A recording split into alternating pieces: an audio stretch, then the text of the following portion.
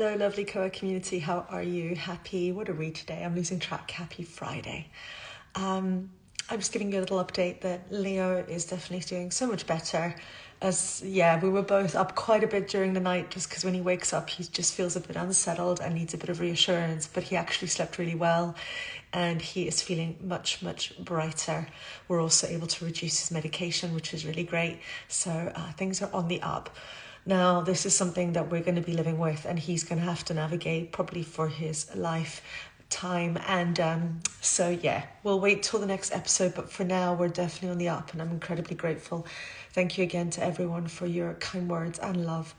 I've been reflecting a lot with this whole episode that he's gone through, because he does have a diagnosis of Leo, my cat, does have a diagnosis of chronic anxiety and stress. And it's interesting, the more I've been talking to people that have got pets, they also have animals that have different kind of nervous system regulation issues. Some have got trauma, some have got anxiety, stress, all sorts of different things. And it's really, this has really made me reflect on how much we are impacted by nervous system dysregulation. Now for Leo, the anxiety and stress really manifests physiologically, and then he has major issues with his bladder, which can be life-threatening. And we as human beings go through that ourselves, where we can have things like migraines, chronic pain, stomach aches, illnesses that can't be explained, physiological symptoms which are incredibly painful and uncomfortable. And I truly believe they are linked to nervous system dysregulation. Now, that doesn't mean that there is not people out there that have got illnesses which are diagnosed, which, aren't just linked to trauma or nervous system dysregulation. I don't want to suggest that. But in the context of this, it's really got me thinking, with Leo, I've kind of seen it live, how much it's impacted him. He is now much more easily overwhelmed than before. So he's always been a bit of a sensitive cat, and a cat that's easily uncomfortable and distressed and a bit dysregulated, and if he hears the door going, he'll get a bit nervous. But now we've seen it go to the other extremes, where he hears the slightest noise and you can see him physically reacting to it. He gets quite shaky, he wants to hide. Now, he's done that in the past, but this has definitely been more extreme on this occasion, and it may be something that we will continue to live with now. And for me, it's a reminder how when our nervous system is that dysregulated and we experience something that we perceive as hugely distressing, it may not even go as far as a trauma, but hugely distressing, then if we're not able to work through it, our body holds on to that emotion and reacts to it. And that, if I see it in Leo's context, so he right now, as much as his home should be his safe environment, his safe space, he actually just doesn't feel safe. And that means, to me, that his nervous system is constantly on high alert. He's kind of in that fight or flight mode, and he's kind of stuck there, and it's just really unsettling for him.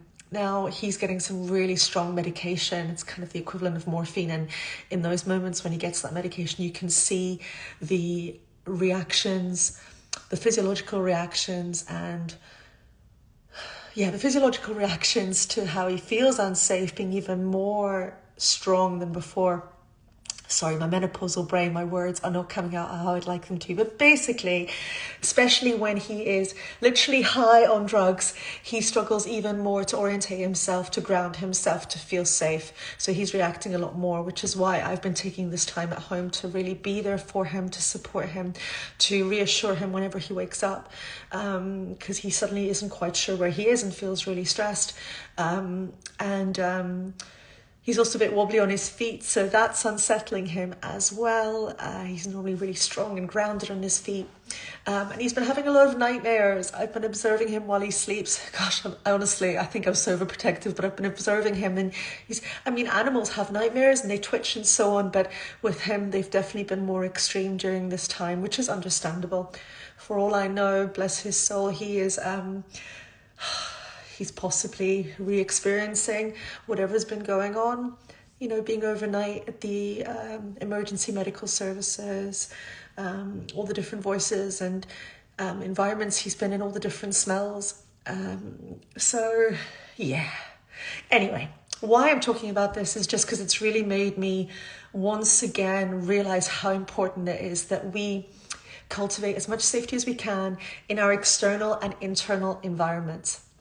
That we consider, what can I do to get myself as grounded as I can be? What supports can I access? As human beings, we have the gift that we can actually speak to people and share how we're feeling and be witnessed and heard and get the support that we need, that we can move because we recognize what is going on for us. Animals often don't have that. Well, actually, I would argue they actually don't have that. They don't really know what's going on. They just know something isn't right. Whereas we have that knowledge and that power to be able to act on whatever is dysregulating us and manage it and have an awareness of it. And so there we go. That's what I wanted to share. It's really made me reflect a lot on how powerful difficult experiences can be on our bodies, on our minds, on our hearts, on our nervous system, and how important it is that we acknowledge that and we work with it actively. As Leo is an animal, he doesn't really know what's happening, which is why I am trying to offer him as much regulation, as much consistency in his environment and as much safety as I can.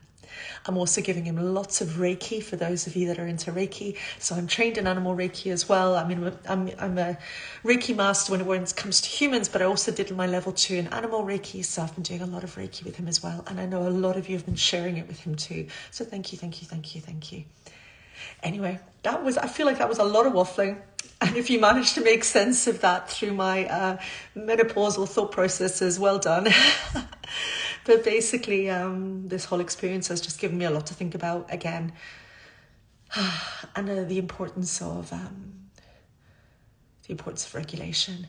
And by regulation, I don't mean fixing things. I mean finding what works and doing that. And also embracing those moments that are difficult and trying to release them as best you can or sit with them in a healthy way, whatever feels safe enough for you. Okay, that's all I have to share. As I said, the biggest update is that Leo is doing better and I'm thrilled about that, and I will keep you updated. And thank you again to everyone who's just been incredibly kind.